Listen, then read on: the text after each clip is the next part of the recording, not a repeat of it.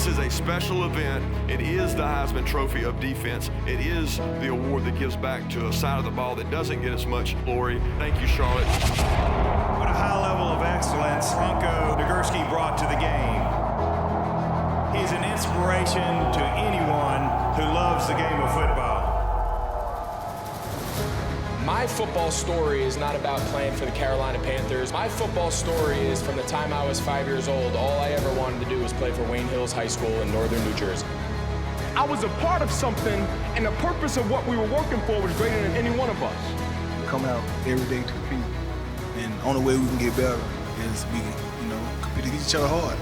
It's important to note that sometimes the signs that we ask for are right there in front of us. Win or lose, there was always a message in there. It's about what we do with the adversity we face. You can have a dream, but you better be prepared for that opportunity. It's a lot of hard work. I mean, it's nothing is given. I mean, you have to earn everything. Honored to be here today. You do such wonderful work. The funds you raise for scholarships around the area, that's wonderful. A very heartfelt thank you to members of the Touchdown Club for your support of 16,000 plus students who you all are impacting annually. Studies show that GPAs and graduation rates are higher, absences and dropout rates are lower. What I've learned in my life is you can accomplish anything in this world. If you want to do something bad enough, you'll find a way. But it's important that everybody in this room and beyond understands that it starts with us. You see these kids on the come up, you gotta let them know. Football was a gladiator sport. Only gladiators played football. Tonight, you are going to get a glimpse of excellence of our finalists and what they have brought to this game. Their dedication, passion, and brute strength, along with their ability to make key plays during crucial moments in big games. Growing up around the game, I have a deep and abiding respect for those who have paved the way. Bronco Nagurski was a true pioneer of our game.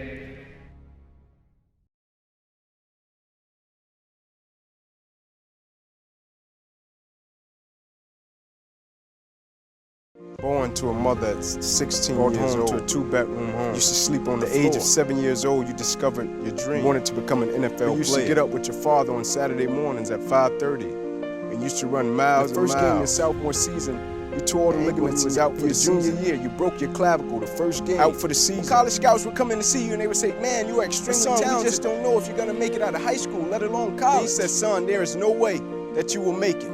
Coach Philip Foreman from the University of Tennessee came into Crim High School. Inky, I want to offer you a scholarship to go to the University of Tennessee. You said, Coach, I'm coming. The reporter was making a beeline to Inky Johnson. Do you even think you're going to play at the University of Tennessee? I'm going to start at the University of Tennessee. You played a little bit your freshman sophomore season came. You broke the starting lineup. You got as strong as you had ever been. More of a student of the game. You had ever been. 315 pounds. You call your grandmother, you call your mother. You say, after this year, our lives are about to change forever. Second game, you guys are playing against Air Force. You guys found yourselves in the dogfight. Fourth quarter, Air Force had just went down onside, kicked the ball and dropped. Air Force recovered. You guys broke the huddle. You called quarters come. Running back slips out of the backfield. Now he's coming down your side. Quarterback released the ball to the running back. Running back catches it. Got the pass caught. Stop. I'm standing between you and the rest of your life. Where do your strength come from? Where do your drive come from? Where do your motivation come from? Where do your perseverance come from? Everything that you've ever been through, everything that you've ever faced, you've had the ability to overcome. You've had the ability to persevere.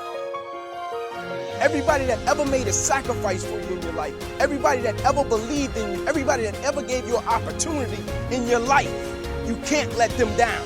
And I can't stop you. I can't stop you. Even if I wanted to, I can't stop you because you're about to get stronger. Carney back. Got the pass caught.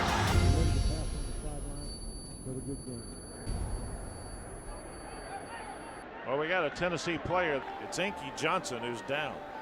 People ask you all the time if you can go back to September 9th, 2006, that game against the Air Force, and you can stop that moment, or you can not play in that game, or you knew this situation was about to happen, would you change it? I can't stop this moment because of the people that believed in you and the people that sacrificed so much for you, and the people that saw something in you and you couldn't see it in yourself. To your grandmother, to your mother, to your mentor, to your father, to your family members, to your friends, to the people that look to you and were inspired and were encouraged and were motivated. You had overcame so much. And by doing that, it gave so many other people strength. So I don't want you to deal with the disappointment of thinking that you disappointed them because your dream has left. I can't change it because of what's about to happen. But even if I could, I wouldn't.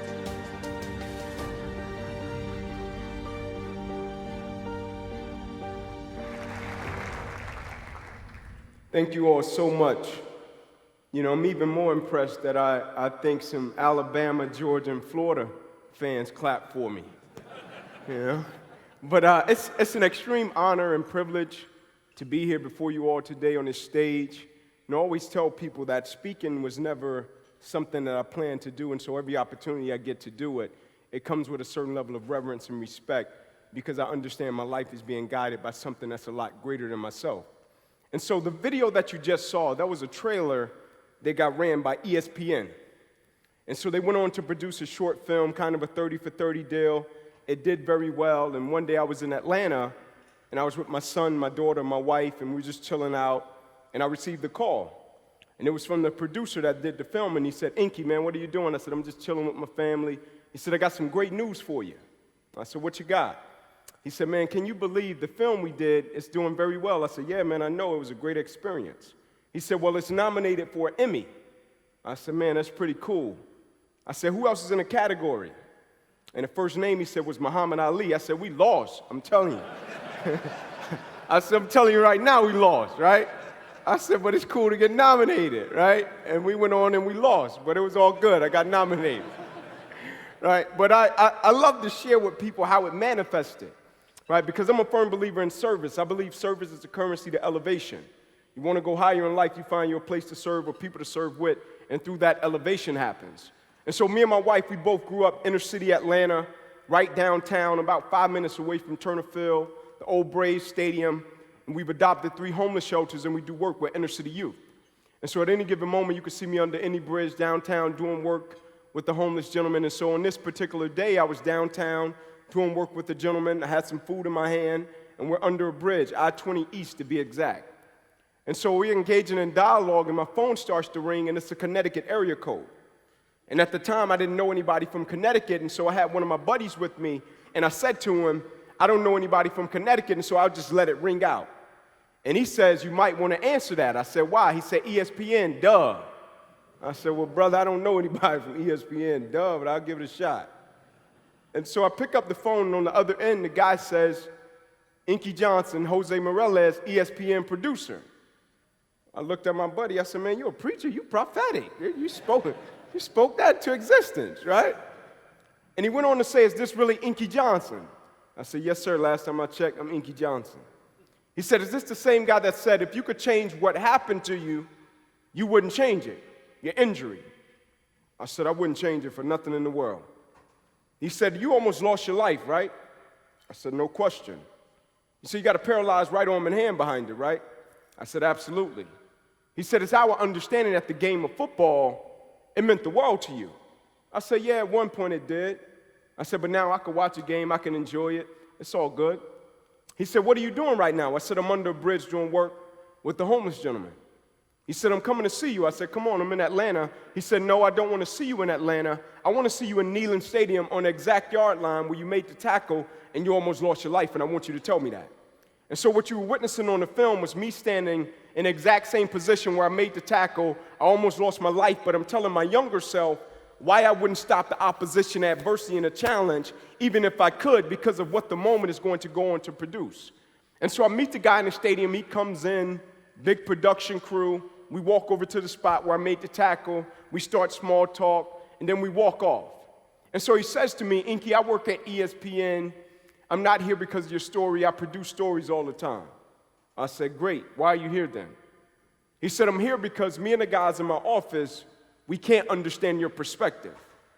He said, "Most importantly, we can't understand the language of what you speak about your situation with."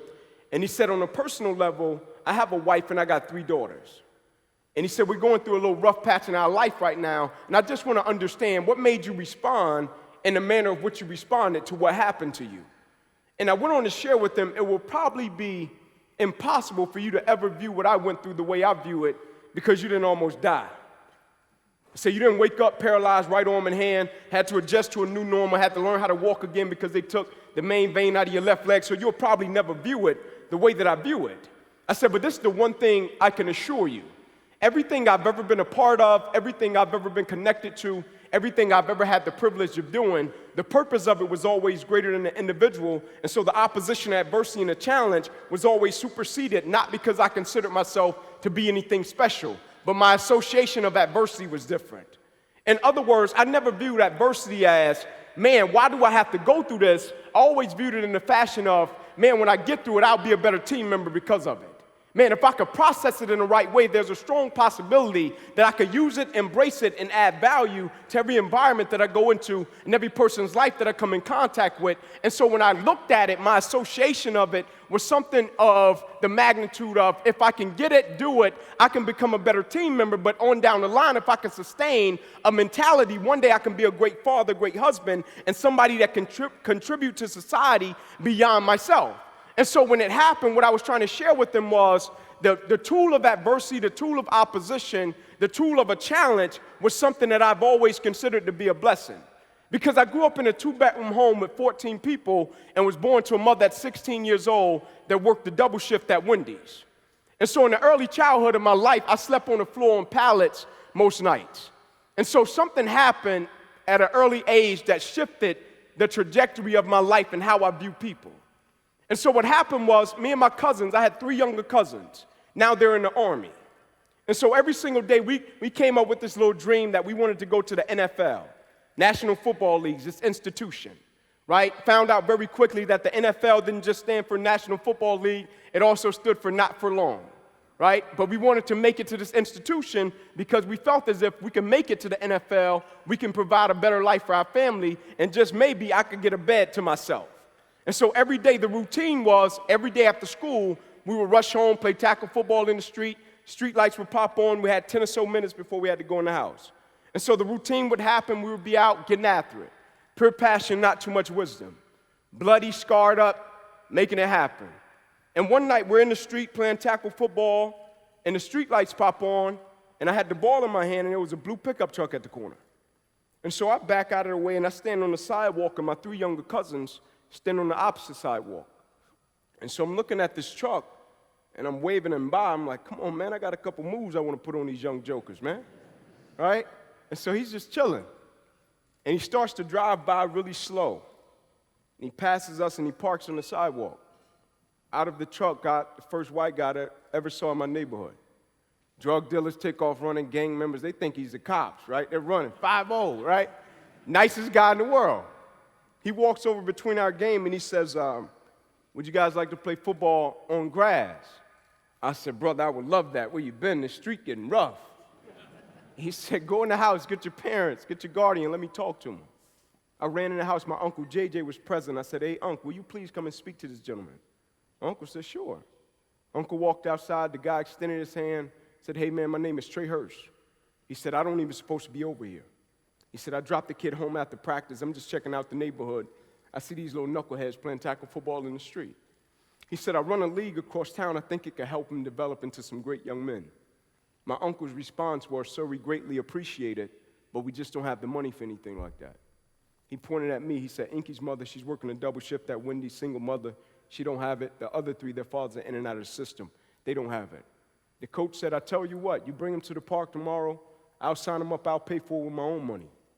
The next day, my uncle brought us to the park. I stood in line beside this guy that I didn't know from a can of paint. I watched him take cash out of his own pocket.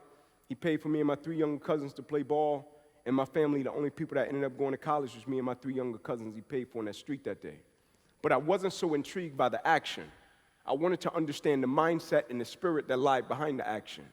Because I would soon find out this wasn't just something he did for me and my 3 younger cousins. It was a way he operated and the way that he lived his life. And so I wanted to understand what made him operate with the spirit of, if I do something for you, I don't need anything in return. I wanted to understand what was the mindset of, if I pat you on your back, I'm not expecting you to pat me on my back. I wanted to understand that. And so one night when he took me home, I got out of his truck. I stood on the sidewalk in front of 125 Warren. That was my house. I said, all right, coach, I'll see you tomorrow. He said, all right, Ink, I'll catch you later. I said, can I ask you one question? He said, sure, what you got, Ink? I said, I'm not trying to be disrespectful, but I really want to know. He said, son, I love you. He opened his door, got out, walked around, stood directly in front of me.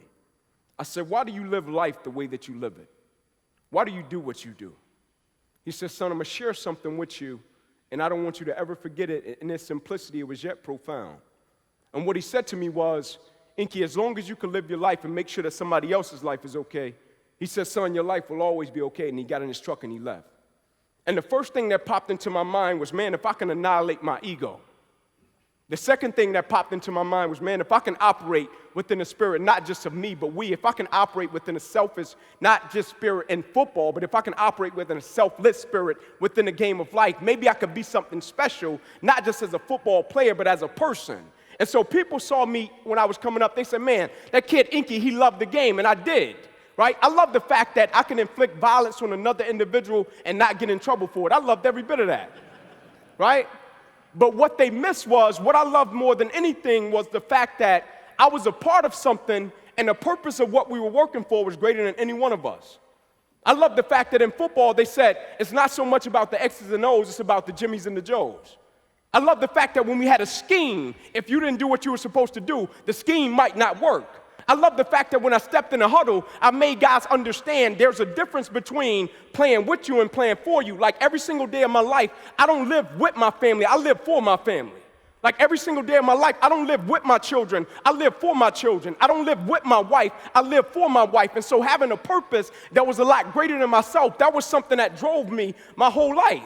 And so when I hit opposition and adversity, my purpose for why I was living my life was totally different. Like September 9th, 2006, that's the best day of my life outside of marrying my wife and having my 2 children. And that's the day my life changed. That's the day my career ended. But I wouldn't change it for nothing in the world, because when people see it, they see what happened to me. They see the tragedy. They see a paralyzed right arm and hand. They see the atrophy. They see, man, a guy's career ended on September 9th, 2006. But what they fail to see is what the moment produced. What they fail to see is my arm and my hand is paralyzed. My heart isn't. What they fail to see is my arm and my hand is paralyzed. My mindset isn't. What they fail to see is my arm and my hand is paralyzed. My dedication and my commitment isn't. And the type of commitment that I'm speaking of is not the commitment that says, yes, I'll show up, yes, I'll do what I'm supposed to do. That's counterfeit. I'm talking about the commitment that says, I am going to stay true to what I said I would do long after the mood that I've set it in has left, because I know in those days, those are the days that I build character, and character is not something that we inherit. Character is something we got to wake up every single day, we got to fight, and we got to build it. In the midst of opposition, in the midst of adversity, and in the midst of challenges. And so every single Sunday, I say to myself, if this was the last week of your life, how would you live it? If this was the last week I had with my wife, how would I treat her? If this was the last week I had with my children, how would I treat them as their father? If this was the last week I had to serve, how would I treat it? You know, the funny thing about life is people tend not to appreciate something until they almost lose it. And so when I work with teams all the time, I ask them, if this was your last play, how would you approach it? The trip part about the game that I got injured in, my routine was the same. And so the reason I'm telling you this is, like, when you have an NDE, a near-death experience, you tend to view life different, you tend to view people different. Like, I don't play the ego game. Like, you got some people, they get more degrees than a thermometer, you can't tell them nothing. And so when I look at people, I deal with people different, right? Like, my actions, my decisions and choices is never predicated upon how an individual treats me. And so every single day, what I say to them is, when I look at them and say, if this was your last play, how would you treat it? Most guys tend to think about that in a different manner. And so when I say to them, if you almost lose something, how would you respond to it? They tend to respond differently. But you have people every single day, they live their life and they're so arrogant. You got people every single day, they act as if they're promised the next 5 or 10 years. You got people, they have a little success, and one day they're on top of the world, never realizing they can wake up tomorrow and the world can be on top of them. Like, I hate to see tragedy. I hate to see people go through things. But tragedy, opposition, and adversity has a funny way of weeding out the foolishness. I remember when I was watching what happened in Houston last year, like, my heart broke for it, right? I was watching it, you see people losing their lives, you see people losing their homes. And I'm watching this situation, and I'm like, man, you also see the beauty of people. Like $5 million homes got lost, $1 million homes got lost. Superficial, materialistic. $50,000 homes got lost, $5 million homes got lost. $100,000 homes got lost, $1 million homes got lost.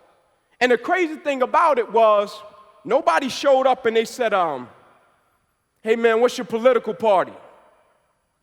Nobody showed up and said, what neighborhood you live in? How much was your house worth? They showed up and said, I got a boat. You got a boat? It's an old lady stuck in the house. We need to go get her. They showed up and said, you got a truck? You got some water? It's some children that's stuck. We need to go and get them. It's just like the 9/11 incident. When I look at life, I view it different. You see, when people see me, they see atrophy. But when I see a person, everybody I meet is fighting a battle that I don't know anything about. And it's not my job to change them. I'm not here to change anybody. My job is to exemplify greatness when I'm in your presence. And if I can make you think, why does he live his life the way that he does? And it sparks change in your life, my job is done. It's not to show up and act as if people are broken. My job is to show up and when I'm in a person's presence, to give them everything that I got, because I understand this. The trip part about life is somebody that woke up the day they're not going to see tonight. And so when I approach a person, when I approach an environment, I have a responsibility and a duty to give it everything I got. And so I approach football the same way. Football was like this stage to me. Guys would step out and they would say, man, you see that girl in the third row? I would say, brother, I love the way this grass smells. I love the way the grass smells. So if you were concerned about a cheerleader when I play, I'm going to rip your head off. But on September 9th, what happened was I went out, I said my prayer at the same time. I put on my pregame music. My song was that Phil Collins. I can feel it coming. That was my joint. Tonight. That was my song. And I'm just thinking, we're going to go out, deal with Air Force, and get ready for Florida the next week. And Air Force came out and smacked us. They brought that triple option out. We weren't used to it in the SEC. Fourth quarter rolled around, 2 minutes left in the game. Game is basically over. Their quarterback drops back. He releases the ball to a guy on Air Force's team. He catches it. He's coming down the sideline. I'm going to make the tackle that's supposed to end the game. And as soon as I hit him, something different happened that had never happened to me before in my life. I hit him. It seemed as if every breath in my body left. My body went completely limp. I fell to the ground. I blacked out. It had never happened to me before. My eyes open, my teammates ran over. They said, Ink, get up, let's rock, let's go. I said, I can't. They said, what do you mean you can't? Man, you always get up. You're our guy, we need you. I said, I can't. They said, what do you mean you can't? You're our starting corner. I said, I can't move. There's a shock going from the crown of my head to the bottom of my feet. I can't feel anything. The shock eventually leaves. It stays in my right arm and hand. They bring the spine board out. They're wheeling me off the field. We get beside the ambulance. My father's standing there. I said, Pops, I got him, right? I put it on him, right? He said, yeah, son, but I think you got the worst part of this one. They get me up in the ambulance. They say, we'll take you over, run a couple tests. It's football. Things happen. They get me over to the hospital. They run their tests. They bring me back into the room. My mother comes in. She kisses me. She says a prayer, cracks a joke, says, Ink, you'll be fine. It's football. Things happen. And she's going to walk out, and I'm watching my mother exit the room. And as she's walking out, I can hear footsteps from the opposite side, and it's a gentleman running, and it's the head doctor. And he's screaming, guys, get in here. We got to rush this kid back to emergency surgery. He's about to die. And I'm looking at him, and I'm like, brother, you can't use another word? I'm like, use a synonym, brother. I'm like, die. You're like, yeah, die. I'm like, you sure? You say, yeah, you ruptured your subclavian artery in your chest. You're bleeding internally. He said, we got to rush you back, take the main vein out of your leg, plug it into your chest in order to save your life, or I guarantee you, you won't be here in the morning. I said, let's go. And the next morning I woke up, the game of football on my scale of life, it's that big. NFL contract, SEC championship. I was embarrassed.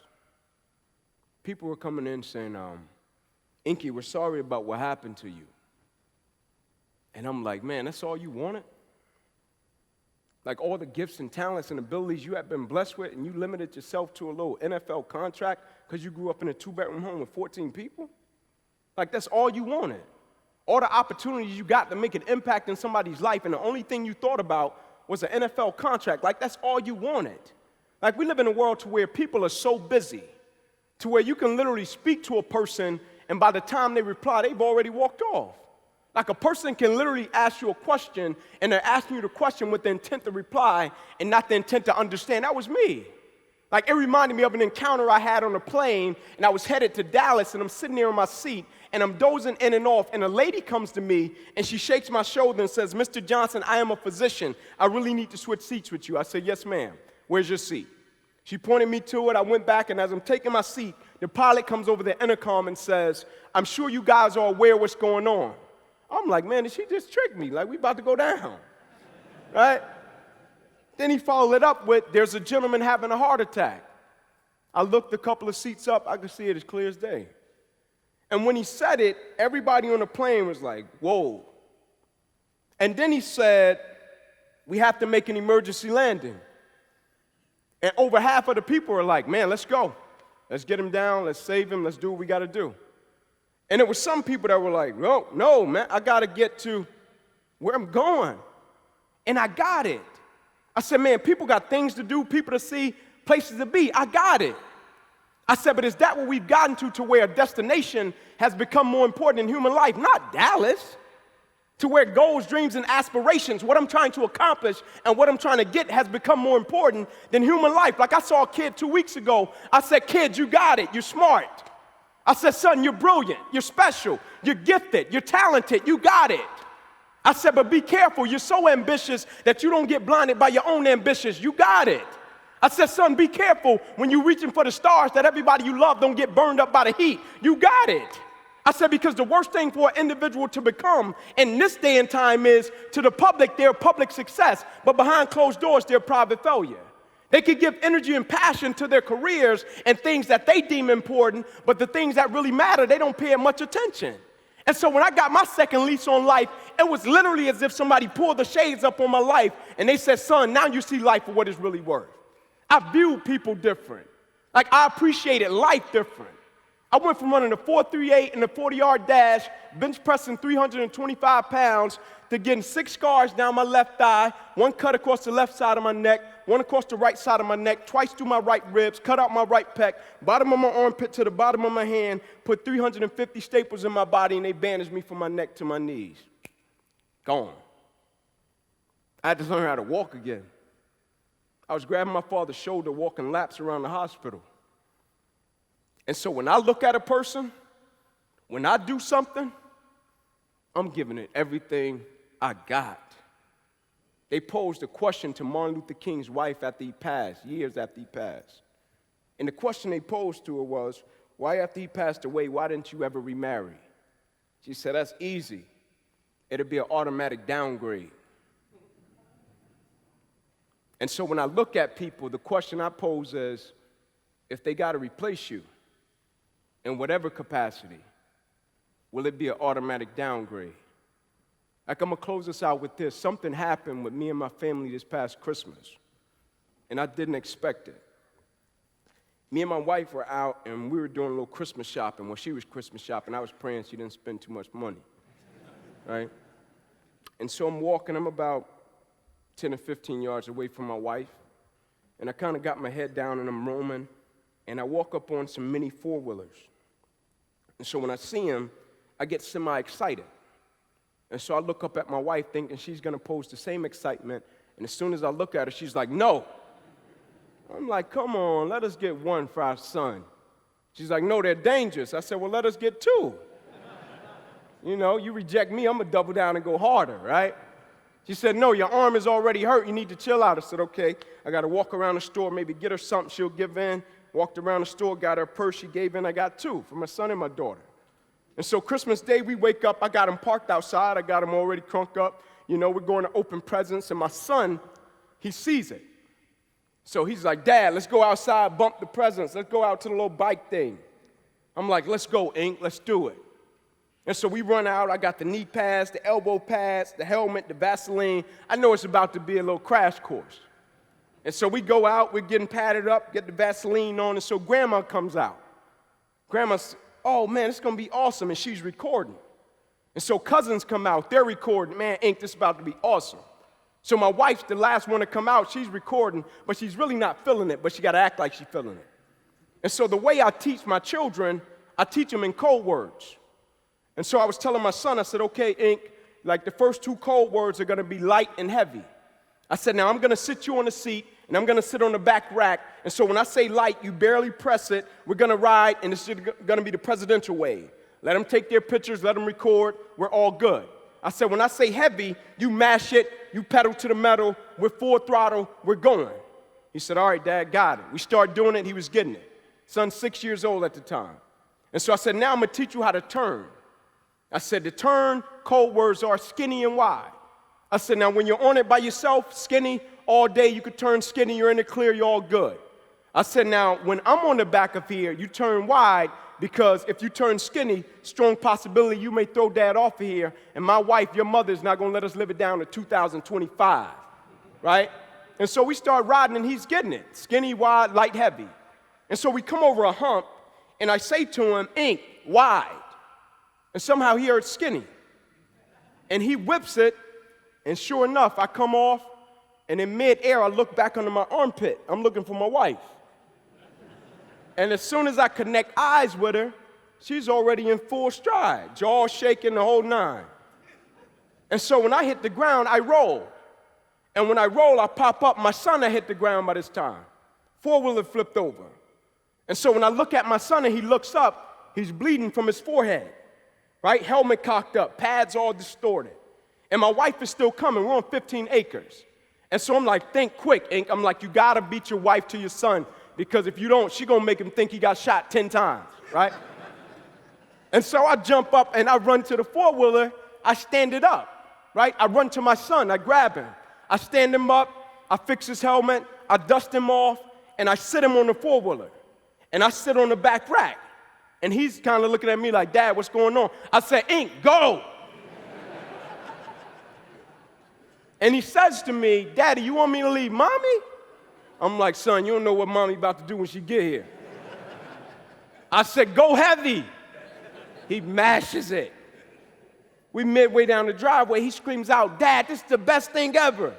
I'm like, I know, man, now turn wild, let's go back up where Mommy is, and we're gonna park it.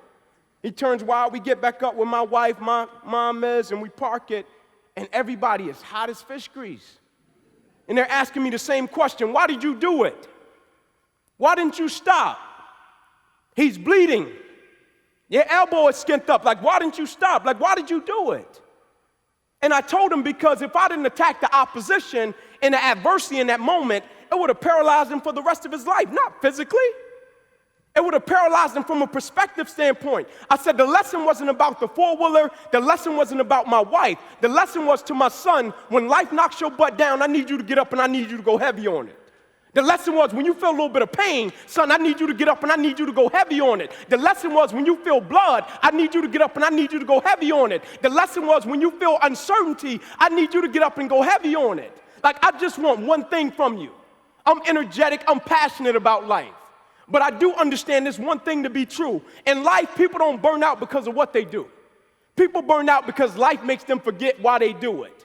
And if you ever encounter a moment that life makes you forget why you do what you do, I want you to remember one thing. Man, Inky Johnson, that little skinny cat from Tennessee, he told me to go heavy on it. That's my time. God bless you. Thank you. I love you.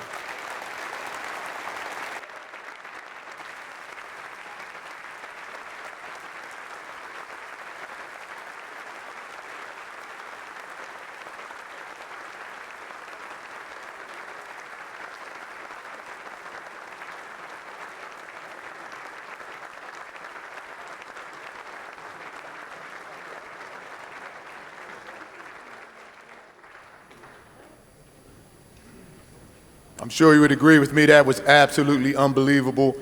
Ink said he has time for about 5 minutes of questions. We got a couple minutes for questions, so we got to make it fast. We have any questions? Ink's going to take a couple questions.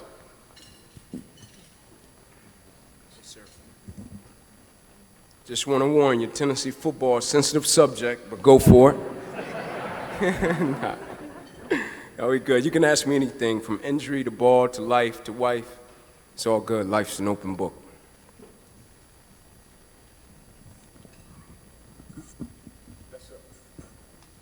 My man, DC. Thanks, man. How long did it take for you to make that transition from this was all I was looking forward to, this is what I'm destined for? It took me, I would say a few years, because I thought I was just going to be a defensive backs coach. And I had started down the path to become that. I was doing 3 years as a graduate assistant at the University of Tennessee, and things were going really well. And then my wife, somehow, she got pregnant, somehow. Right? And, you know, she's a teacher. And I had to make the decision to move back to Atlanta because I couldn't provide for a family on a graduate assistant salary at the time. And so when I moved back to Atlanta, I had planned to write curriculums for the city of Atlanta with kids at the rec center that I grew up in. I was just gonna go up, work at the rec center, work with the kids, help them. And the guy that I was supposed to do the work with, he got fired. And so at the time, I was at my wife's grandmother's home, didn't have anything going on, and people would tell me, man, you need to go out and speak. And I just started volunteering in an informal way. And me and my buddy Gerard Mayo that played for the Patriots, my best friend, and he said to me one day, Inky, you might need to really look into this. And I'm a person of faith. And I prayed one night, and literally my prayer was, Lord, I don't know if this is what you want me to do, but if it is, I'll be obedient, and let's go. Because in the Bible it says obedience is better than sacrifice, but more times than not, as people, we judge the level of sacrifice without first being obedient. And so I wanted to be obedient and go where I was called, and I did that. And through that, opportunities came, and just being the type of person that I am, I've never been the most talented, never been the biggest, never been the strongest. But my strength has always been, I'm willing to study, I'm willing to learn everything about what I'm doing. Even when I played football, I was small cornerback. I was 167 to 170 pounds on any given Saturday. But when I played against an opponent, I knew everything he did, and I knew 10 different ways that he did it. And so I would just study and be a student of what I was called to do. I felt in being obedient, and opportunities came, and I believe the Lord blessed it. And so I've been doing it now for 12 years. And I've never worked through a speaker's bureau. I've never went out and solicited work. I'm not that guy. I just believe that the opportunities that I get, the opportunities I come in contact with, it's destiny. That's what I'm supposed to do. And so that's how it happened. So thank you for your question. Sure.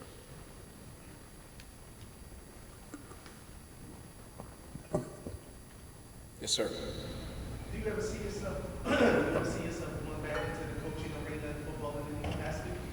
Yeah, I wanted to do it at my high school, which is Crim High School. It's an Atlanta public school, but they ended up shutting the school down 2 years after I graduated. And then they opened it up a couple of years later, and they stripped it of all the sports. They said the kids in the community didn't deserve it. They were too bad. And so I go to the Atlanta Public School Board just about every other week, and I fight for that to get back instilled into my high school. And if we do, you know, that will be the place that I will probably coach because I'm passionate about that community. I'm passionate about that place because I believe it played a vital part into me becoming the man that I am today. But I love ball, man. Like, a lot of people ask me the question, are you bitter toward football because of what happened to you? You know, do you hate the sport? I love it. You know, and to be honest with you, I don't think, if I played it, and the injury that I have is called, in medical terms, it's a brachial plexus avulsion, and I ruptured my subclavian artery. And so more times than not, you don't see this in football. You see it on motorcycles. And so if this would have happened to me in a motorcycle accident and I didn't play football, just truthfully speaking, I don't think I would have been able to handle it in the manner that I did. And so, you know, I think I'll coach, but it'll be at my high school if I get the opportunity to try to impact some lives. Yeah. Thank you for your question, sir. Yes, sir. I'm Johnson. What type, if any, mentorship you do with wounded and drilled veterans?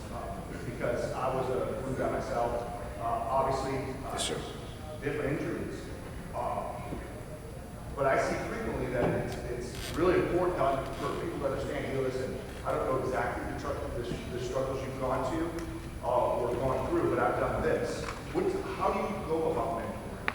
Yes, sir. Let somebody understand that our struggle is different, but the end state is always the same. Absolutely. I haven't had the privilege of working with veterans as of yet. Got great respect, admiration for them. Grateful, thankful if you're a veteran. Thank you for what you do. You're a veteran? Can we give him a hand, please? That's awesome.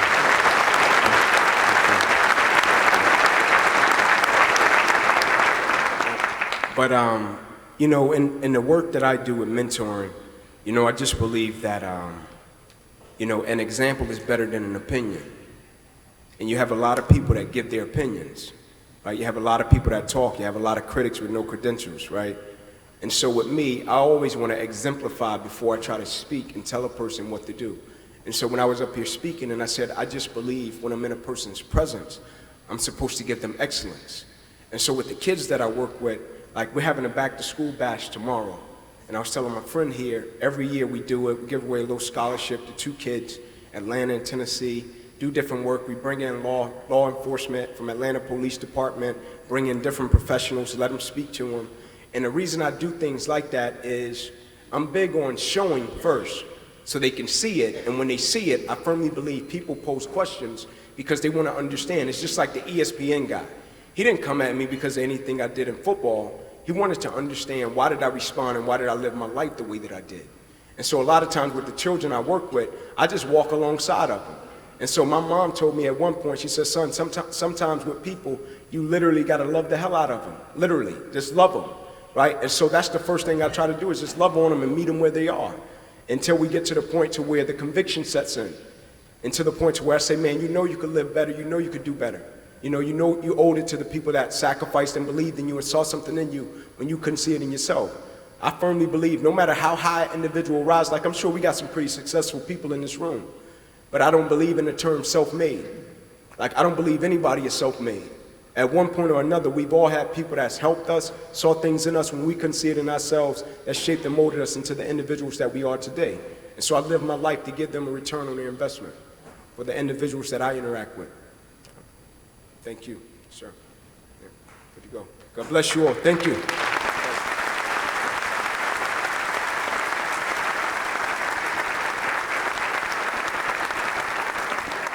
One more time. Let's just thank Ink. That was incredible, right? One more time.